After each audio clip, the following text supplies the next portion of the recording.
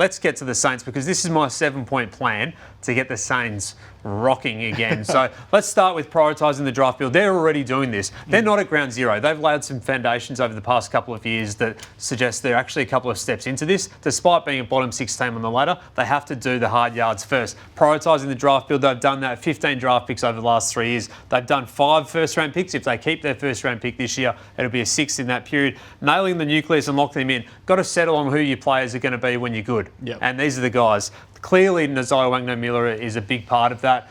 It's an open checkbook, really, isn't it? How many years they can get him for if he stays. But Matt Jones has re-signed for 4 more years already, so they've locked him in long term. They want to lock in Mateus Philippou through to free agency, Max King's through to 2032. So, and the other 3 are first-round picks, which I'm sure will be extended at some point. Consider the trade options for assets. This is a part that Hawthorn went down with their senior players when they realised they weren't going to be there for their future success. So you have to consider that and see what you can get in. And also taking on salary dumps to boost the draft hand. You have to be creative around ways to increase your draft hand. If pick purchasing was a thing, St Kilda would be all over it. It should be. They're another club that it should be the case. Yep. You've got to use your salary cap space as a weapon in that front and also find the picks and the clubs that need extra points and manage to build up rapport with them so that you're in the market for those extra selections come draft time. Targeting the big fish signings. We know about Tom De Koning. Harley Reid we've spoken about is among the sites there. And also Miles Bergman, one of the players that they'll have their eyes on at different points this year. Keep taking swings. They have to be in all of these different opportunities. Category B rookies, they've looked at that. Pre-season spots, mid-season draft as well.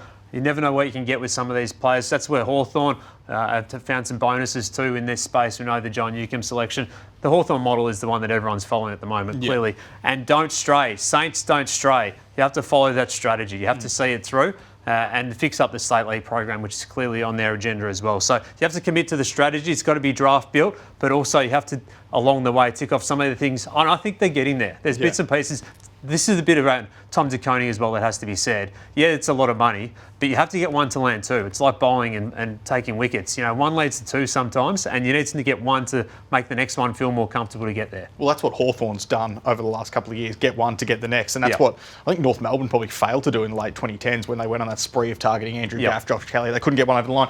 You said they're not at ground zero, Cal. Where do you think they are at in their list build as you come back to the desk? Oh, I think they've taken some steps, but this year, I also, if they don't get some of these big name players that they're after and have been after, I don't think it's a disaster either. You just keep going back to the draft. The strategy suggests that you go to the draft enough, you're going to become a more attractive proposition.